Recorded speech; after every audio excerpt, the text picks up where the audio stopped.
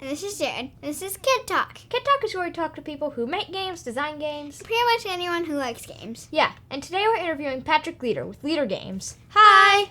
Hello. How's your day been? Good. Thanks for spending some time with us today. I don't know which time zone you're in. That's kind of the first question I ask. Are you in a different time zone? I'm in Central. I don't know what time zone you're in. Okay, that's the same time zone. All right, good. Yeah. Okay. So. Yeah, we're in the same time. Since we all like games, we are going to play a game for the start of our interview. Oh, okay. It's 5-second rule. Have you ever played? I've not played 5-second rule. You name three things in 5 seconds, and we have our prompts right here.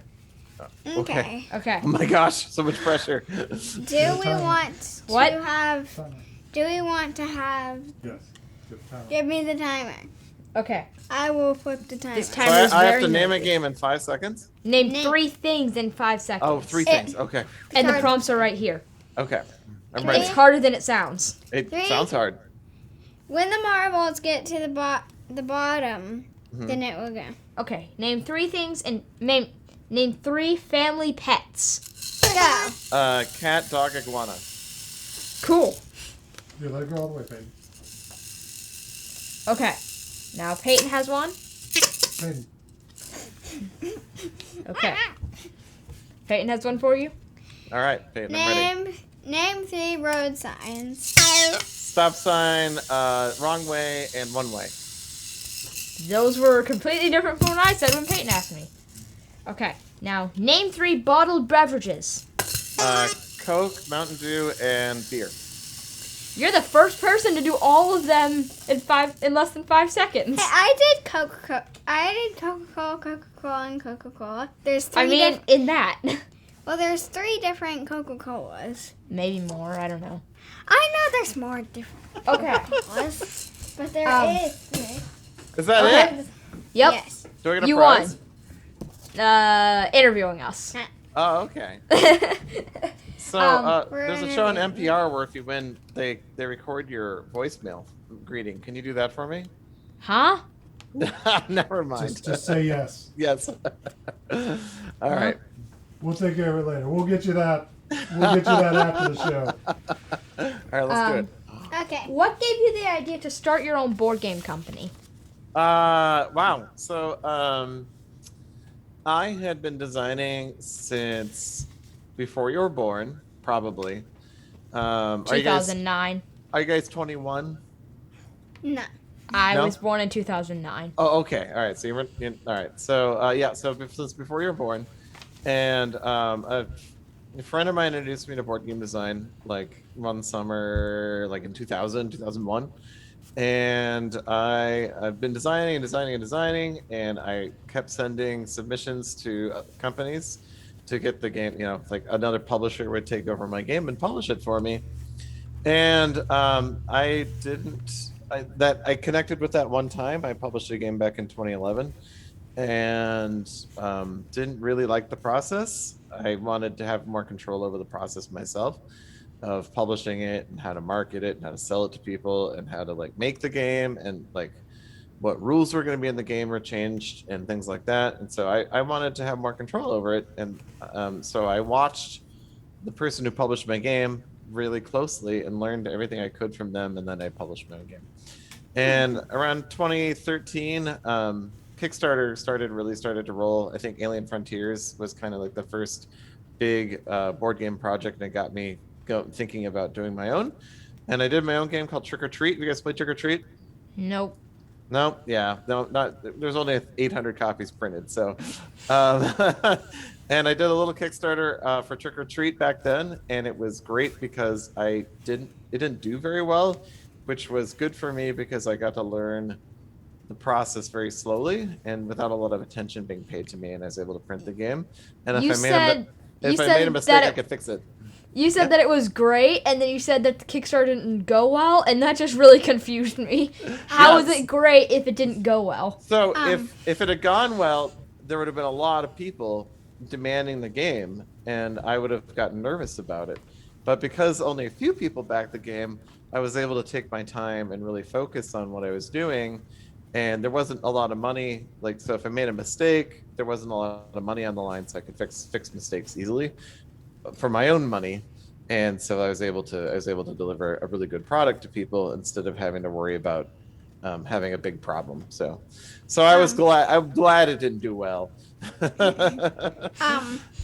This question is not about board games, but mountain lions or gelatinous cubes. Like if you were stuck in a forest, which thing would you go up against? A gelatinous cube or a mountain lion? Oh. You know what a gelatinous cube is, right? I know. Oh, yeah, I know what a gelatinous cube is. Yeah, I think I would rather take on the gelatinous cube because I feel like they go really slow, and a mountain lion can run faster than me. They can bounce. And they're gelatinous. Oh no! If you've ever tossed jelly on the floor, pieces will bounce. I've made the wrong choice then. I so don't think. Also, all right, so I had one for disintegrates. you. Stegodon. Would you rather fight a Stegodon or a Triceratops? With the Stegodon? You mean a Stegosaurus? The Stegosaurus. Yes. Uh, I'm I old. think I know a lot about dinosaurs, so I'm trying to think which one would actually be the best one to fight. I think I would fight the Stegosaurus. All I right. don't know. If You don't Because if I was fighting the If rap- Stegosaurus, Stegosaurus are really peaceful. Might So- just leave you alone, right? Yeah. Yeah. If I jumped on its back, then it would attack me. try to. Yeah, it's kind of hard to jump on a Stegosaurus's back. Now that might be like for mountain lion versus gelatinous cube. I think mountain lions run away from people, so maybe I could just Actually, be really they noisy. chase people because they try to eat you. That could happen too. So maybe I could just be really loud and the mountain lion would run away. Whereas the gelatinous cube has no ears, so it wouldn't care. I'm gonna have to think about that one, but I'm gonna stick with gelatinous cube right I'll now. ask you again at the end of this. Okay, all right, But, sounds good. Okay. If it was versus, if I had to attack a raptor versus, I don't know, I don't think you would attack the raptor. I would not attack the raptor. If it was He to, likes raptors. if it was to calm the raptor, I could probably calm the raptor. I think I'd be scared of a raptor. Is there a story behind the designing of Vast?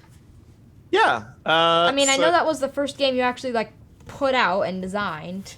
Yeah, and did well with. Also, Yeah. I really like the artwork on your shirt.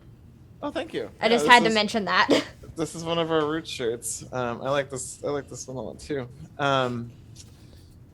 So Vast was actually designed by a fellow named David Somerville, and he was designing a game to. He had a daughter who's probably about your age.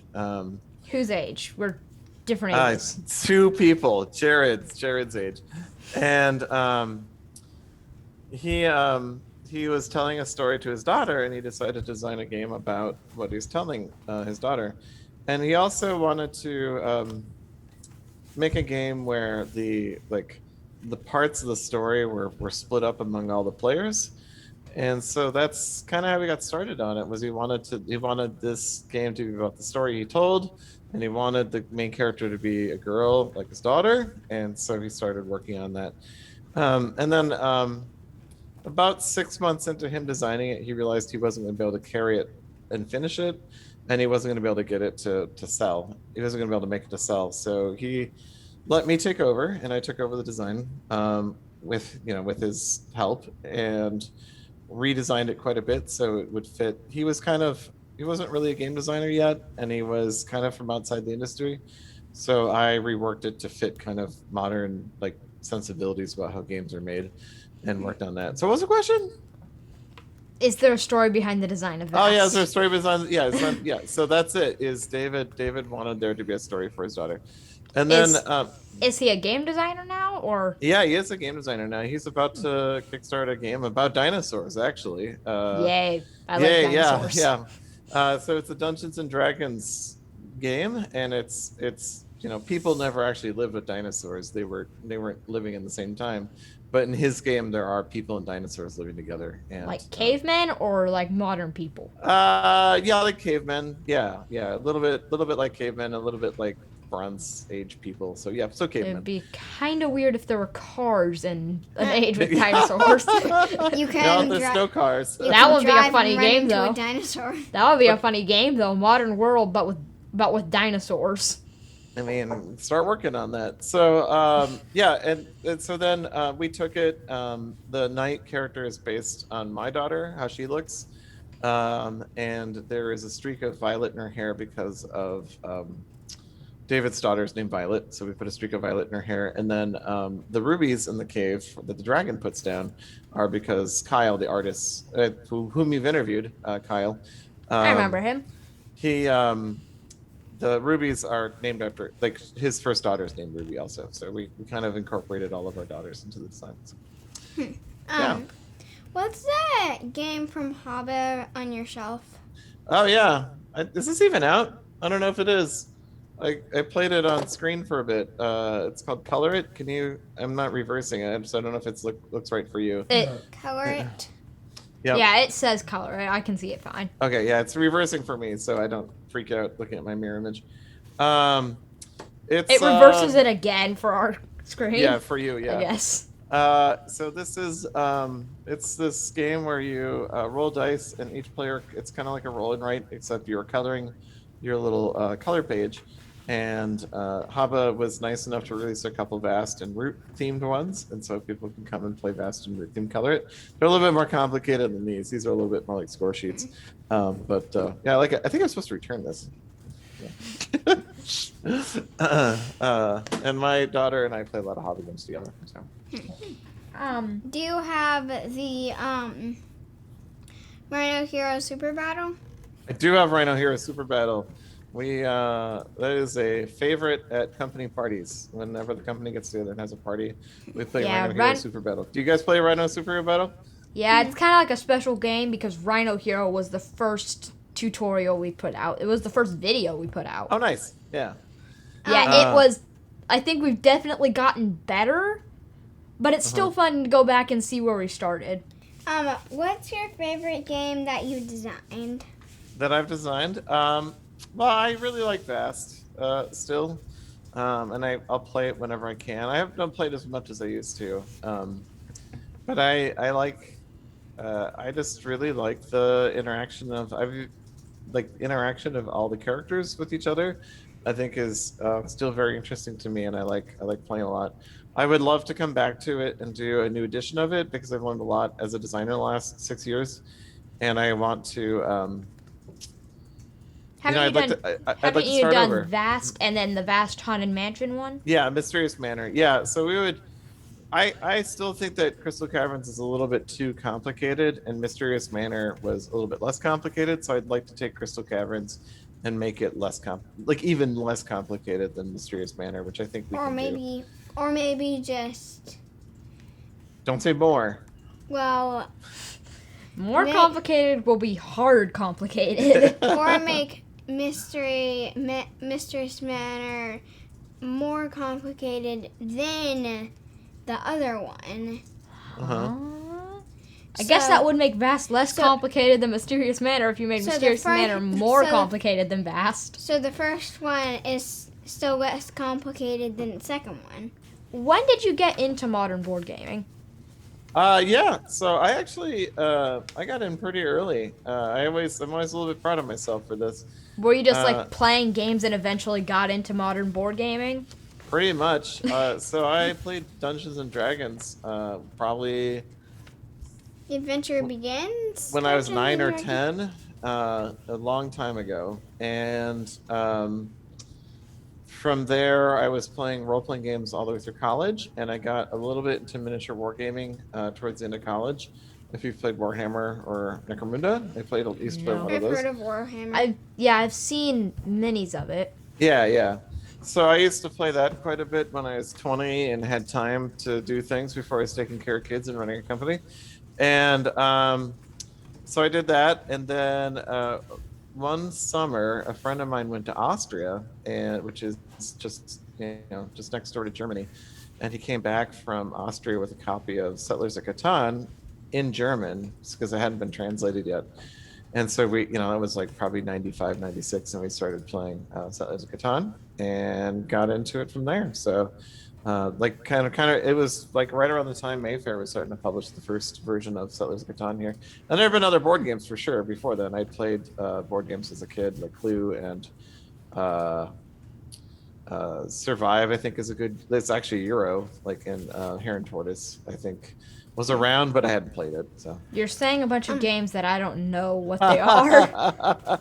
So there's a game called Survive from the 80s, which is about there's an island I've heard of it. there's an island that's sinking, and you have to get all the people off the island.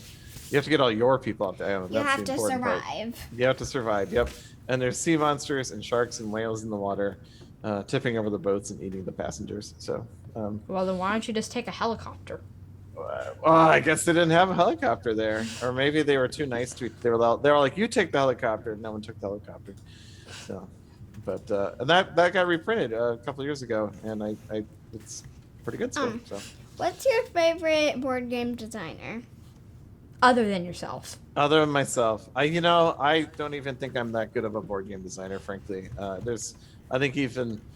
would say even Cole is 10 times better than me. So, and Cole works for me. Who's your favorite? Who's my favorite? I used to really like Friedman Fries, who designed Power Grid. And Again, other names that I don't know. that was before you were born. So he designed Power Grid and designed a lot of games kind of about modern life, and I thought those were funny. He designed a game called Funny Friends, which you shouldn't play because it's for adults. And I liked that game, and I just liked what I liked about Power Grid was the how simple he described the world, and I really was compelled by how he did that. And modern, I like Eric Lang. I like the guy who designed Gloomhaven. I like Gloomhaven quite a bit. And Cole. Can you tell us about what's coming next for Leader Games? Yeah, so we are currently working on 4 projects, if you can believe it. And I don't believe it myself. It's been a lot of work, but we're getting good. That's a lot. Yeah, and we're selling Oath right now, so we have to have a lot of people there. Leader Games is now 14 people, well, all working for me or us, for the company, and so we just got Oath in, of course, so from the Kickstarter, we got Oath at the beginning of the summer, and we've been shipping those out to people, and we're getting a lot of good response there. And Cole, Nick, me, and Josh Yearsley, our editor, we all designed parts of the Marauder for Root. So the Root the Marauder is just going to the printer. So we saw the first copy from the printer last week. So the printer, when they print 30,000 games for you, they'll make one by hand in a workshop, and they'll send that one to you, and so you can review it and make sure you're getting what you want before they print 30,000. You go, oh no, there's a mistake, I have to change 30,000. They only have to change one. And so they just sent that to us, and so they're about to start printing. It'll actually be more than 30,000. It'll probably be 50,000. And so they're doing that. That's a lot more. That's a lot more, yeah. 20,000 more. So my first 2 games sold less than 1,000 or less than 2,000 together, and we're gonna print 50,000 Marauders, so it's pretty good. We're working on a game. It used to be called Hyper Space Smuggler, and we changed it to Ahoy, and it's by a fellow named Greg Loring Albright. And so Nick is doing the part called development, which is where you're developing the game. Yeah, you're developing the game. Yeah, you're getting it ready for publication. So you have to put the graphics on it. You have to put the illustrations on it. You have to make sure the rules are written in a way that people can understand them, and then kind of finish the design up a little bit. And so he's working on that right now. We've changed it to Ahoy, and it's going to be, I think it's going to be nautically themed. There's going to be anthropomorphic animals again, but it'll be a little bit more like cars and dinosaurs. I think the boats are modern, and there's just shark people and things like that. So I haven't really settled on the style yet, but that's kind of where we're going towards. And then Cole is working on a game I used to call Void Lich, which he took over. And I mean, I say took over, but he basically redesigned it, which is what we wanted him to do. And I think it's going to be called Arcs. and we don't know that for sure yet. But we like to stick with names that are 4 letters. So we went to ARCS, which is ARCS, which is 4 letters, and that's going to be about conquering space, basically. So your nations in the future, and you're fighting for control of space after the previous emperor of space died in a magic accident. Like he ran into another spaceship. Oh, he was in his lab and it blew up. Is my backstory. So, and who knows what he was tinkering with though when it blew up? A bomb? Maybe, yeah, it could have been a bomb. And so he's making a space bomb. He's making a space bomb, and so there'll be psychics and space vampires and robots and aliens and spaceships and sounds cool. A lot of spaceships and you can change your nation into just being one ship, or you can change your nation into being a large empire during the game. And I'm pretty excited about it. I'd be a large empire. I feel like, yes, it would be a large empire. You know, space is really big. And it's always like in Star Wars, I always think like, how would they actually talk to each other? Because you can't just pick up a phone and talk to someone on another planet. Other planets are really far apart. So I'm curious how you'd actually...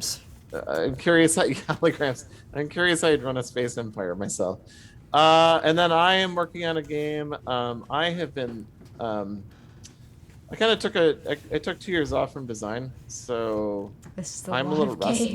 I'm a little rusty right now, and so I've just been designing since December on different projects to try and get back to where I was as a designer. And I think I'm there again, because running a company takes a lot of time. I had to do things like boring stuff like set up benefits and make sure we have enough money and answer emails and answer emails and take care of marketing. Yeah. And so I wasn't designing during that time as much. I did work on Marauder, but I wasn't designing as much as I could be. And so for me to like take a design from start to finish, I needed to like kind of level it back up again. And so I did that. And so right now I'm working on a game called Dungeon Fortress, which was a game I started like back in 2014, right around the time my daughter was born, before Vast came into my life, and that's replaced it. And Dungeon Fortress is going to be about villains fighting each other in a dungeon with orcs and monsters and elementals and dragons, and they're sending their legions of followers at each other. So I'm working on that. It'll probably be called another cool game. Yeah, I'm pretty excited about it. That is a lot of games. If you could have any superpower, what would it be? Oh my gosh. I don't know how to answer this question. I would want to... I think I'd want to be able to teleport. Is that a superpower? Yep. A superpower to create a teleporter. So I'd want to like... And then I could travel around really fast. And or just a superpower to just... And then... That's teleporting. Poof, I'm there. Yeah, that'd be great. I would like that a lot. Not just the power to make teleportation. And then I could be like, I'm going to eat breakfast in Texas today. And I just wake up and go to Texas and eat breakfast. And then I teleport back. That's all I'd use it for. I wouldn't do anything good with it. And I could get to shows faster. That'd be fun. What would you want for power? I think I'd also want teleporting. It's pretty good. Maybe time teleportation. Ooh, there you go. I'd be afraid of time. I'd be afraid to time travel. What if I mess something up? I'd be worried about that. No, I can like, if I see that something messed up, I could go back in time, fix it, and then go back forward in time, and no one would notice that I fixed it. Would you rather play competitive games or cooperative games? Oh no. My superpower, I'm going to change my answer to be able to answer this question. The superpower to answer any question? I like both a lot, and I differ from other game designers. I think a lot of game designers... Then right now, what would you play? Yeah, I think I'd rather play a co-op game right now. So. Me too. I like competitive games all the time. Yeah, I mean, I do make a lot of competitive games, so I should like them. But I do like a long story in a long cooperative game. Do you have any hobbies other than board games or that aren't board game related? Oh, yeah. Or game related? I'm gonna say miniature painting, but that's game related, isn't it? Yeah, pretty Yeah. much. Unless it's not board game miniatures. No, it isn't. It's I paint for Warcry. So I don't look like it right now, but I'm really into fitness. I like to walk or run or do some other exercise frequently. And I have been starting to lift weights again, which I was really into about 10 years ago. And I think at the beginning of summer, I was working out about 90 minutes a day. That is down to like 30 minutes a day. So I got to get back on it. All the adults put on a lot of weight during COVID, it seems like. So we have a lot of work to do. No, I think everything else though is pretty much board game related. My wife and I watch a lot of films, which is different than watching movies because films are a little bit more artistic. And so we do a lot of that, but I that's pretty passive, so I don't really think about it as a hobby. And I used to read quite a bit, but games have taken over reading. I love reading. Do you? Yeah? What do you like to Yep. read? Mythology. Yeah, mythology books from my favorite publisher publishes mythology books. His name is Rick Riordan. Mm-hmm. He just does a bunch of mythology books. Nice. And he only needs 2 more books, and then he has every single book. Not every single. He has some mini books. All the mythology books that he His has. mini books are mythology books. All the big books he has. All the story books. Do you have you read David McCulley, who does, they're picture books, but they're like really are like detailed, and they show how things are built. Like he has a book called Pyramid, and it shows how the pyramids were built. And he has a book called Unbuilding, and it shows how a building's taken apart. And there's a book called Castle. The Castle's the interesting one because it shows like very detailed drawings about how Castle's built. Have you ever read any of his? No. I think I would like that. Yeah, they're amazing drawings. I recommend them. We end our interviews with some Would You Rather. So Which is another game. Okay, yeah, I'm ready. Begin and end with a game, and then talk all about games. Okay. Would you rather be a big slow bird or a fast little fish? A big slow bird or a fast little fish? Mhm. Oh boy. I don't like fish, so I'm gonna go with slow bird. That's what I chose. Would you rather would you rather travel the world or build your dream house, but not both? I would rather. I guess I'm living in my dream house right now, so I better say dream house. Would you rather have the hiccups 2 days a week or that burnt tongue feeling all the time? Oh my gosh, both of those sound horrible. What would you want? Hiccups 2 days a week. I already pretty much every once in a while have hiccups all week. I think Whenever I have hiccups, I have it all week. I think I'm gonna go with hiccups for 2 days, and then I can just get through it and go on with my life. I would rather have that burnt tongue feeling all the time because it would just feel how I'm already feeling with this like cut on the tip of my tongue. Oh, sure. But all the time. But all the time, yeah. Well, it wouldn't be any different because right now I always feel it. Would you rather be raised by wolves or by dolphins? Big dolphins. Yes, by dolphins. I don't know. I guess wolves. I don't think I'd fare very well in the ocean. I don't like fish, so I wouldn't want to eat them. What would you rather be raised by? Dolphins, I like salmon. Wolves. That seems fair. And I would Yeah. learn how to breathe underwater. That's You true. don't- You would learn how to breathe underwater, I hope. Technically, dolphins don't learn how to breathe underwater. I would learn how to hold my breath for a very long time. Do you think baby dolphins have trouble with that? They have to be taught how to breathe under.